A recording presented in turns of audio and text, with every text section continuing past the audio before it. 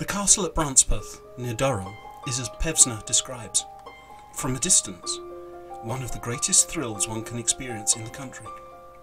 Unfortunately, as the visitor draws near, the truth becomes apparent. The castle is largely a Victorian rebuild of an earlier structure.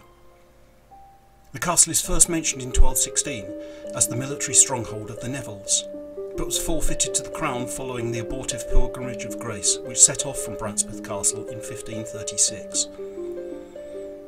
The castle then declined and became ruinous, until it was rebuilt at great expense in the first quarter of the 19th century.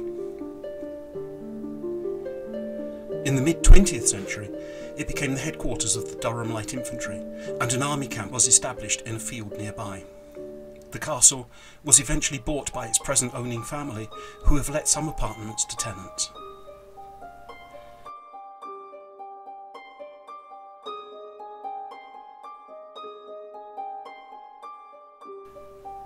Brancepeth, like so other many medieval castles, is alleged to have a White Lady apparition in residence. This has usually been identified as the ghost of Mary Balacy, the daughter and heiress of William Balacy, who died in 1769. The traditional story of the haunting concerns the attachment of the above young lady to the Bobby Shafto of popular rhyme. The Shaftos were also a wealthy and powerful family in this area. Unfortunately, he did not return the affection and married Anne Duncombe instead. This is supposed to have made Mary distraught to the point of throwing herself from the battlements of the castle to her death.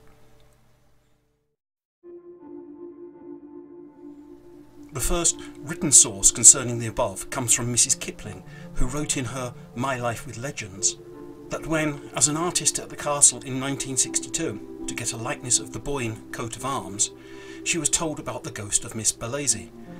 A caretaker there told her that the ruts made by the cart, as Mary Balacy's body was removed, are supposed to be seen on the anniversary of her death. Mrs. Kipling was subsequently shown to the chapel, which was very dark and gloomy, and she wrote that she constantly felt as though they were not alone in the building. Returning the following week with torches to better illuminate the chapel, she was highly surprised when she received a quizzical remark from the caretaker's brother, who was on duty for the day. He is reported as saying that the chapel was not in darkness, it was well lit, with daylight. Indeed it was. The chapel was very light in complete contrast to the previous week. The atmosphere in there, she noted, was much less oppressive as well. Mrs. Kipling could offer no explanation of the differences in the lighting, for both days had been fine and bright. She also tells of another apparition at Brancepeth, that of an old man dressed in black who had wandered out onto the road, thus causing two cars to brake and swerve to avoid him. This old and unidentified man apparently vanished instantly. The road in question is the A690, the main road from Durham into Weardale via Willington and Crook, which passes in front of the driveway leading to the castle. A search through the local newspapers has not uncovered any evidence for this alleged occurrence. A few supernatural observations have been related to me by one or two of the then residents of the castle.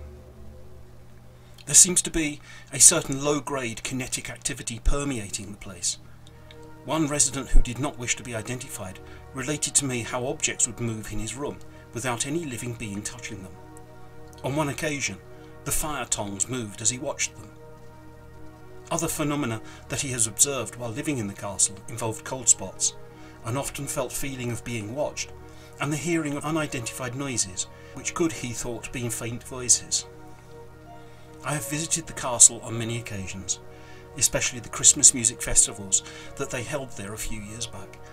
I have been privileged to wander the corridors, the ballroom, and the winding stair with the glass dome. I have also been into the chapel inside the castle, which I can attest is indeed bright and airy, having been greatly remodelled in the mid-Victorian period to reflect the Gothic style then prevalent. I have also visited some parts of the medieval castle that are buried deep within the Victorian rebuild, when on a visit there with the Durham Archaeological Society. On the stair, I was immediately aware of the presence of a female, who at first looked down at us from over the top rail, and then swept down the stair and through us to the first floor corridor, where I lost contact. She was in what I would consider a pale yellow or off-white Georgian period dress, perhaps Empire line in style, Her hair looked a dark brown to me, and it fell in ringlets at the side of her face, but was up at the back. The chapel for me turned out to be a somewhat scary experience, and it was immediately obvious that I wasn't welcome in there. I kept looking over my shoulder, expecting to see someone standing immediately behind me, and I could swear that the temperature was dropping all the time that I was in there. There were no contacts made, just the cold and the oppressive feeling. It definitely felt as though someone was standing right behind me and right at my shoulder. It will be no surprise to you that after a look around, I was happy to get out of there. Brancepeth is an interesting castle, and well worth looking around should the opportunity arise on one of the Heritage Open Days that occur up here every September.